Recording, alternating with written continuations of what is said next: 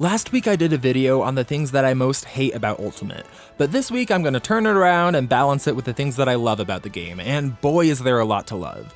Let's start with the music. One of the main reasons that people said they loved Brawl was because of the amazing soundtrack that came with the game, and that was absolutely valid because Brawl had some of the best music in the Smash series. That said, Ultimate has all of that music and more, and not only does Ultimate have some of the best music from Nintendo's long history, but they've also included a great amount of third-party music, including the best boss music of all time, Megalovania, and my favorite video game soundtrack, the songs from Persona 5. The music is such a strong appeal to the series that I'm surprised it's not raved about more, but honestly, I can't really blame people when the music has to compete with our next topic, the visuals. This game is absolutely gorgeous. The stunning HD makes each character pop and look lively, but on top of that, the choice to bring back and remaster old stages was such a great idea. I mean, just look at the way that Fountain of Dreams pops. Each stage seems to have so much detail and care put into it. Even something as simple as Battlefield has a ton of really cool details in the background. This game is definitely the prettiest Smash game to look at. And speaking of cool things to look at, my next thing that I love is really quick, but I absolutely love the way that the camera zooms in when you land a game-ending blow. It just makes everything feel so much grander and epic, and it makes your win feel so much more deserved. Ending the game in general is really cool when you consider how many awesome victory animations there are. My favorite of them all is Joker's, due to how similar it is to the original game. And while we're talking about original things, I love the fact that you can play as your own avatars in the form of Mii fighters. And not only can you create your own Miis from scratch, but Nintendo has really stepped up with the Mii costumes lately.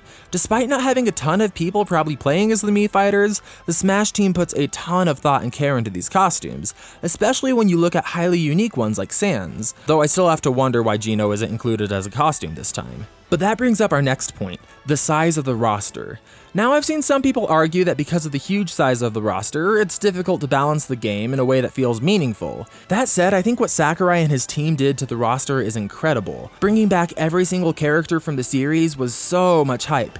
And not only does every Smash fan get to see their favorite character return to the game, but we also got a huge amount of DLC for relatively cheap. And not only is the DLC pack huge, but we've also developed a really fun speculation culture around it that gives me a channel to talk about it on, so I love it even more. And speaking of hyped up reveals, while I didn't love the actual implementation of World of Light, I think we can all agree that the animation with the announcement of the game mode was one of the coolest things that we've been able to see in Smash. For me, that outdid any animation in Smash Bros. History, including anything in the Subspace Emissary. That shot of each character on the ledge and seeing them try to battle the beams in their own unique ways was great. That being said, I do really wish that they followed through on the hype a bit better with the game mode like fans were anticipating. But when we talk about listening to fan demand, we have to give Sakurai credit for improving the single-player mode even just a little bit by adding the home run contest to the game. I love the way that this was implemented, and I think the mode is actually way more fun to play than people give it credit for. Some people do seriously crazy stuff with this. Now, if only we could get customized target test stages. But if we're talking about customizing stages, we can't ignore the decision to implement Omega and Battlefield stages. This is such a nice addition for people like me who tend to play primarily on legal stages exclusively. I am really glad that they put this into the game, and to be honest, Sakurai just put so much thought into each part of this game that it really shows his dedication to the game. But we can't talk about Sakurai's dedication without also mentioning his fantastic presentations on the game. Specifically for the DLC, he just seems like such a happy person when he talks about his game, and his love for it really shines through. And you can also see a lot of his personality quirks as well in his presentation. Just little things like him counting in binary or playing both controllers with one hand rather than pre-recording or getting someone to help. You just really get the impression that he loves to make his fans happy and he wants his game to appeal to everyone.